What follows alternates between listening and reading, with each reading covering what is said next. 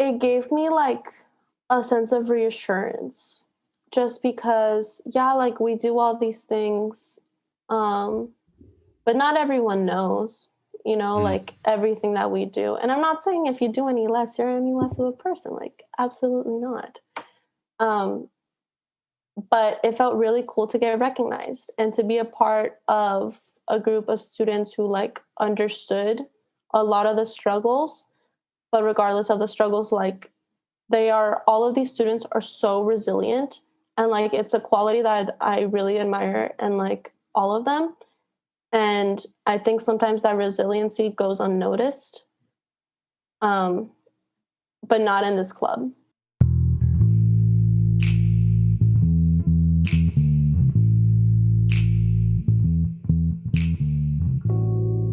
Yeah, give some background on this HLSAMP program. Yeah, so I don't know what it stands for. It's a really long acronym. It is. But I think it's minority students, right? Mostly. Mm-hmm. And it's based on academic and maybe financially, I'm not sure. But basically it's just like this application. As long as you meet all the requirements and you have like your references, the director, who right now is David Von Miller, awesome guy. He's my mentor. Love him to death. They like go through the application, and I think there might be a board or committee or something that also helps them pick. But the funds come from NSFW, and I think Ingram School of Engineering, I think, is who funds it. Yeah. And so it's more weighted towards engineering students because that's like where most of the funds come from. And we have some portion reserved for more of the like biology section of like majors. But basically you go in, and what's required of us is, I think, a book club that we attend like semesterly, and we tutor 2 hours a week. We have coffee together once a month, like through Zoom. We have meetings with our mentors. We're required to have some sort of project. So like when we only have to do one, but most of us do it all. So mine would be like, I am club president, I volunteer, I have my research. So like those are my projects. And then we can also like attend conferences. They really want us to attend conferences. And luckily through this program, they're mostly paid for, which is an awesome benefit. And now since everything's online, we can attend even more, which is so cool. Mm-hmm. But yeah, the family thing, we all just get along so well. And one of the things that I noticed is, so David does kind of like checkup meetings. And so every so often he'll have a meeting with all of us all together. And it's just kind of like, oh, so how's everyone? And everyone just kind of talks about what they're doing and maybe what they're struggling in. And it just kind of feels like, I guess, reassuring that we're all on the same boat. We're all kind of struggling, but we're all here for each other. And it also made me realize that everyone is doing so much, like in that group. Like each individual had at least 10 different things going on. Like they were volunteering, they were an officer, they were doing research, they were working on this other project, they were leading. Like everyone had something. And it kind of also made me realize, like, we're all busy, but we're all together and so important to each and every organization that we're part of or group or whatever. And that in itself to me is so valuable, because I think we sometimes forget of how much we do. Sometimes we forget of like, yeah, I'm doing 10 different things at the same time, and sometimes it doesn't feel like it, and I forget about it. And I don't know, to me, HLSAMP is such a close bond to me. And I mean, even when people graduate, it's kind of like I feel like I'm losing a family member, and it's like they're away, they're gone, and I still try to keep in contact with some of them, but I think it's a very unique program that is way more beneficial once you get in it than what it looks in the surface. And I was just gonna ask you, like, I guess, like, your views and your thoughts on the whole program in itself, and if it's helped you maybe the way that you think or make a decision or anything like that. How has it affected your future? it gave me like a sense of reassurance, just because, yeah, like we do all these things, but not everyone knows, like everything that we do. And I'm not saying if you do any less, you're any less of a person. Like, absolutely not. Um, but it felt really cool to get recognized and to be a part of a group of students who like understood a lot of the struggles. But regardless of the struggles, like all of these students are so resilient, and like it's a quality that I really admire in like all of them. And I think sometimes that resiliency goes unnoticed, but not in this club. Does that make sense? Like, because of all these check-ins, like it's like a little space to vent, and you vent and you hear other people vent, and it makes you feel better because you're like, you know what, like, yeah, like I may be struggling, but like so are they, and they're still doing it. So like, let me keep going. And I'll admit though, like being through Zoom and having these meetings is not the same as like It's doing them so in sad. person. And I really wish I could like get to know some of these members better. But yeah, it's a really cool little family that we have. I think the takeaway, or one of the takeaways, is that if you don't have an organization, a group, family, if you will, uh, try to look for one. There, I mean, it's across the board. All organizations are struggling to have members. There seems to be a disconnect between, the organizations and reaching out to students in classes and all that, because we're not, all in the same place anymore. We're not, like your presentation in I think it was your microbiology class when you were a sophomore or junior. Those are a little bit more difficult to get down, and I think we will continue to try and outreach. But if you have any interest in joining an organization, or if you're already in one and want to try a new one, like the Microbiology Club, by all means, stop by. It seems like the Microbiology Club is very open to new people, and they've got some really interesting things going on.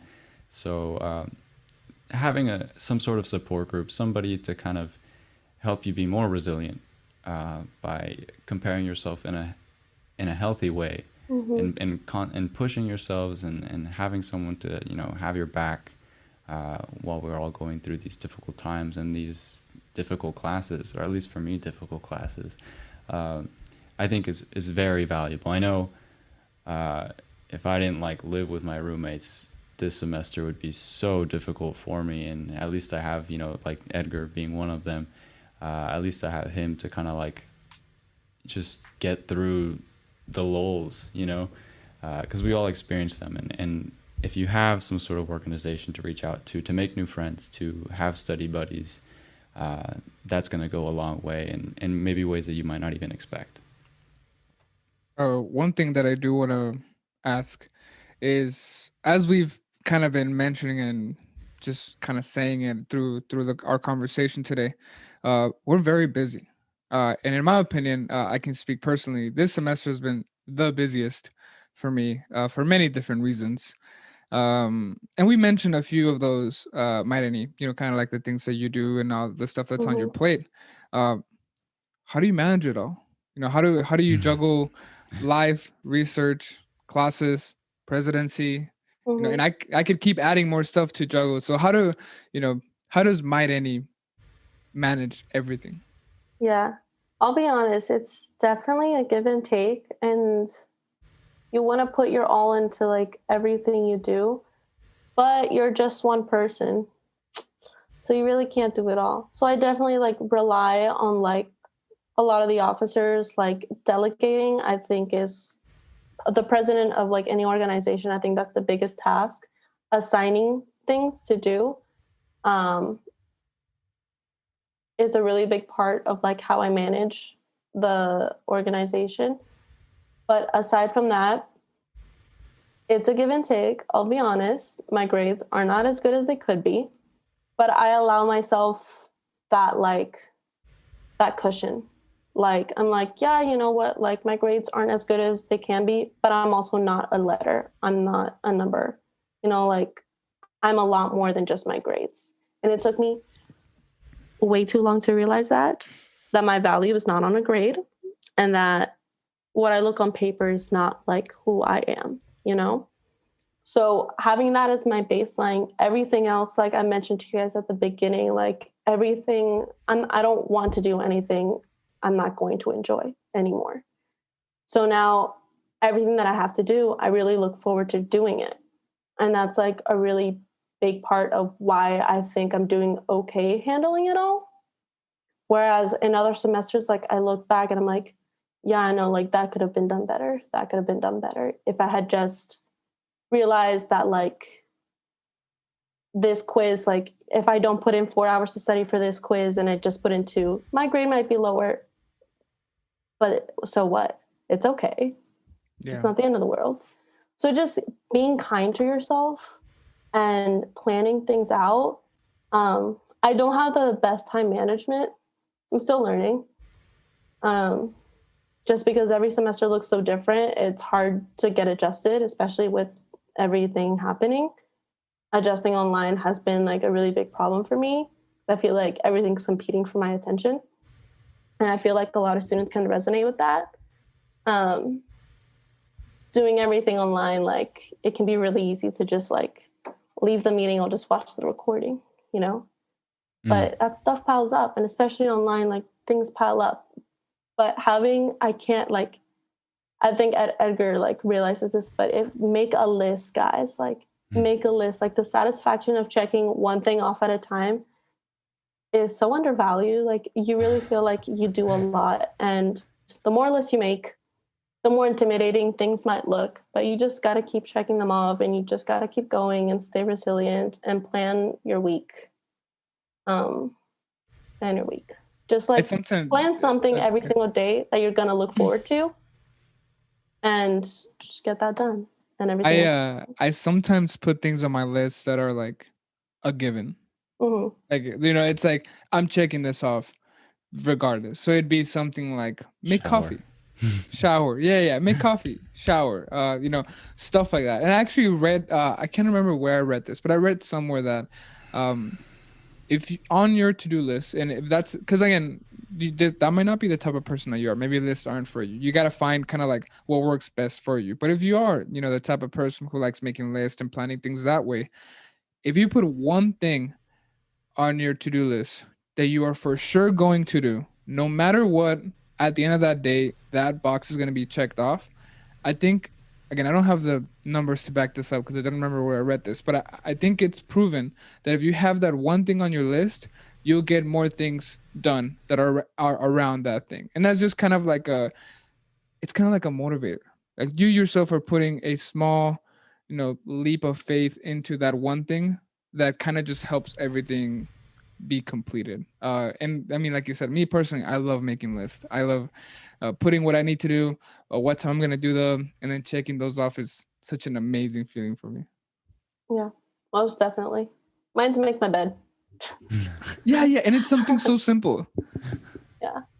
And like you said, doing things you like to do. In fact, I've found in the era of Zoom classes, it's really easy to just burn out, you know, back-to-back Zoom meetings. I was talking with my pre-med advisor, Dr. Banta, and we were both just like, the first 5 minutes was just like, oh, this is my 6th Zoom meeting of the day. What about you? And so the point here is that you can very easily become absorbed into your priorities and your tasks.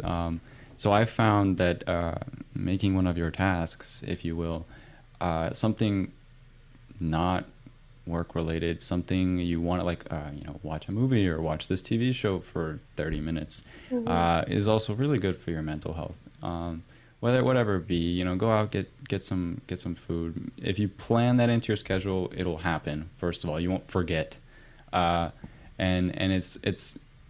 it'd be much more easier to manage the next day and the next day after that, because then you're scheduling in something you like to do, something non-work. It's almost like a reward, and that satisfaction of checking it off is even more satisfying, because it's like, okay, and I took care of myself today. I didn't have to just spend my entire day on other people's agenda and completing these things that I don't necessarily like doing. I think that'll be my little advice is that I've gotten over the weeks, is definitely try like emphasizing on things that you want to do at least just one little thing every day or more if you really want to treat yourself. Yeah. On that note, if I can add, Texas State University has an awesome counseling center. So if anyone, you feel like that little weight of burning out, or like no one understands you, or just like everything is crumbling down, I really urge you guys to go to the counseling center. It's free, I'm pretty sure. Yeah, it's free. So it's online. Also, I don't think you have to go in person. So just like, don't be afraid of it, just like you're just taking care of yourself. And it's kind of what we've been mentioning, having that support system. Sometimes it might be scary to, kind of admit that you need help is like the first step of getting help. And it's hard to admit it and to therefore seek for help.